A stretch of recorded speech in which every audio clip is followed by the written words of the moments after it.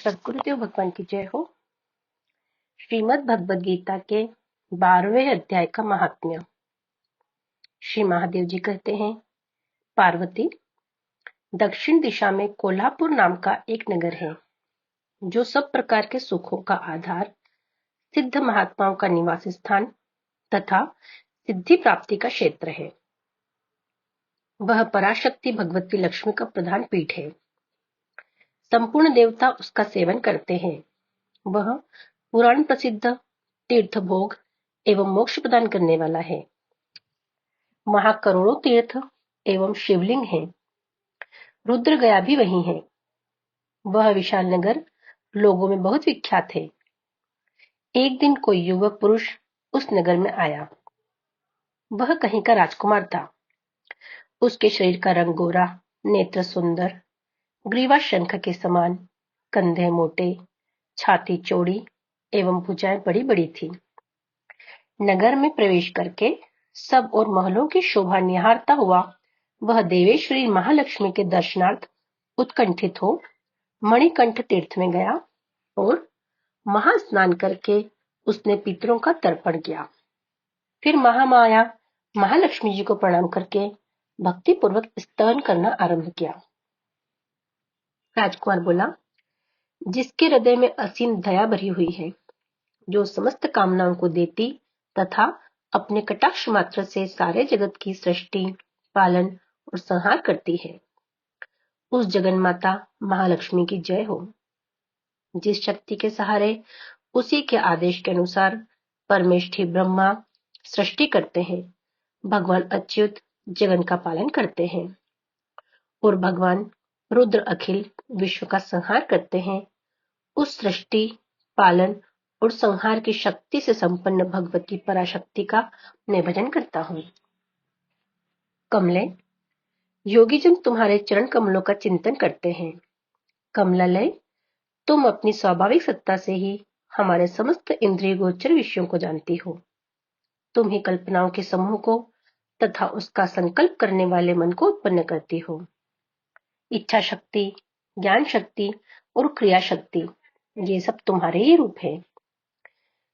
तुम परासंवित रूपिणी हो।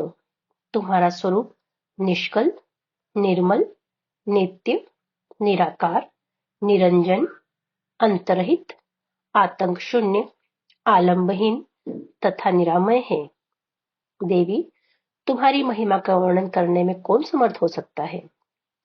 जो षट चक्रों का भेदन करके अंतःकरण के 12 स्थानों में विहार करती है, अनाहत, ध्वनि, बिंदु, नाद और कला, ये जिसके स्वरूप है, उस माता महालक्ष्मी को मैं प्रणाम करता हूँ। माता, तुम अपने पूर्ण चंद्रमा से प्रकट होने वाली अमृत राशि को बहाया करती हो। तुम ही परा, पश्यंती, मध्यमा और वेखरी नामक वाणी हो। मैं तुम्हें नमस्कार करता हूँ। देवी, तुम जगत की रक्षा के लिए अनेक रूप धारण किया करती हो। अंबिके, तुम ही ब्राह्मी, वैष्णवी तथा माहेश्वरी शक्ति हो। वाराही, महालक्ष्मी, नारसिंही, इंद्री, कौमारी, चंडिका, जगत को पवित्र करने वाली लक्ष्मी, जगन माता सावित्री, चंद्रकला तथा रोहिणी भी तुम ही हो। परमेश्वरी, तुम भक्तों का मनोरथ पूर्ण करने के लिए कल्पलता के समान हो। मुझ पर प्रसन्न हो जाओ।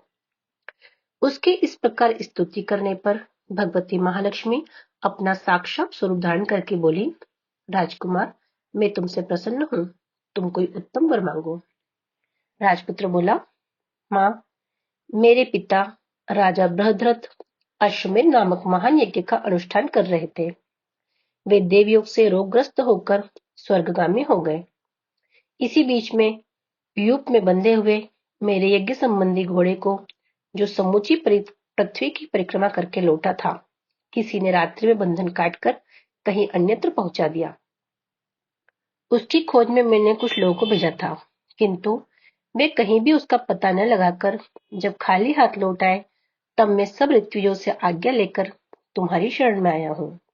देवी, यदि तुम मुझ पर प्रसन्न हो तो मेरे यज्ञ का घोड़ा मुझे मिल जाए, जिससे यज्ञ पूर्ण हो सके, तभी मैं अपने पिता का ऋण उतार सकूंगा।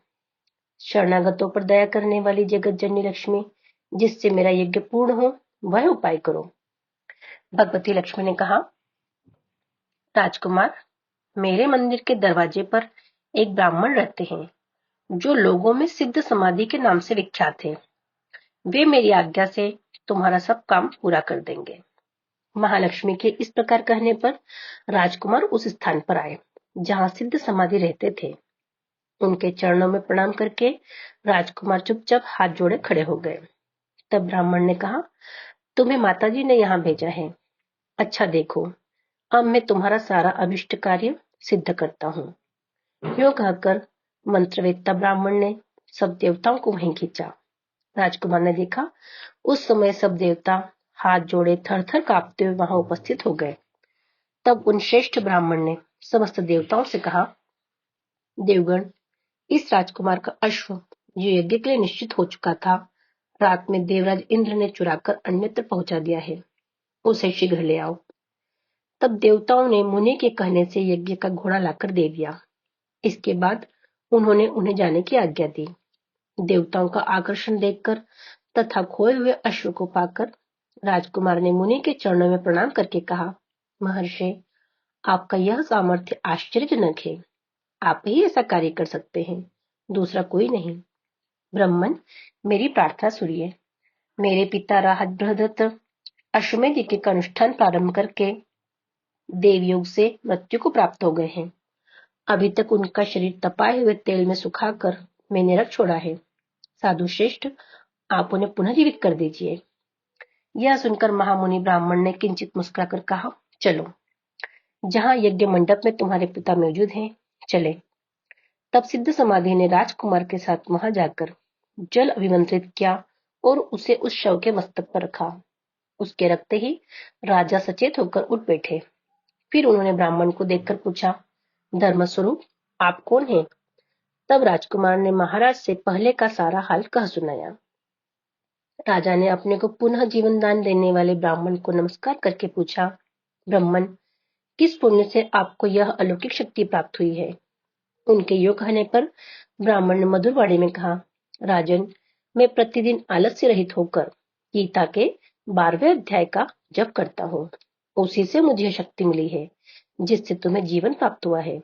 यह सुनकर ब्राह्मणों सहित राजा ने उन ब्रह्म ऋषि से गीता के 12वें अध्याय का अध्ययन किया। उसके महात्म्य से उन सबकी सदगति हो गई। दूसरे दूसरे जीव भी उसके पाठ से परम मोक्ष को प्राप्त हो चुके हैं। श्रीमद् भगवद गीता के 12वें अध्याय का महात्म्य समाप्त। हरि शरणम, हरि शरणम, हरि शरणम।